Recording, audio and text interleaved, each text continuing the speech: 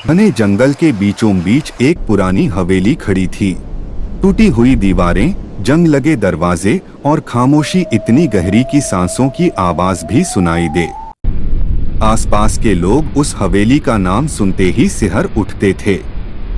कहते थे कि जो भी उस हवेली के अंदर गया वो कभी वापस नहीं लौटा। कई सालों से वह जगह वीरान पड़ी थी, लेकिन उसके रहस्य आज भी जिंदा थे। एक रात साहस जुटाकर कार्तिकेय वहां पहुंचा।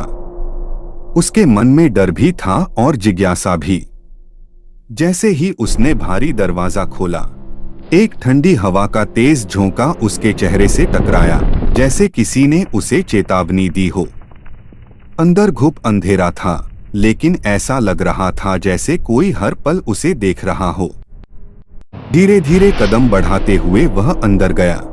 उसके हर कदम की आवाज उस सन्नाटे में गूंज रही थी। तभी ऊपर से किसी के चलने की आवाज आई। ठक ठक ठक। कार्तिकेय ठिठक गया। उसने डरते हुए सीढ़ियों की ओर देखा। अचानक एक काली परछाई तेजी से उसके सामने से गुजरी और अंधेरे में गायब हो गई। उसका दिल जोर जोर से धड़कने लगा। उसने घबराकर पीछे मुड़कर देखा, लेकिन दरवाजा अपने आप बंद हो चुका था।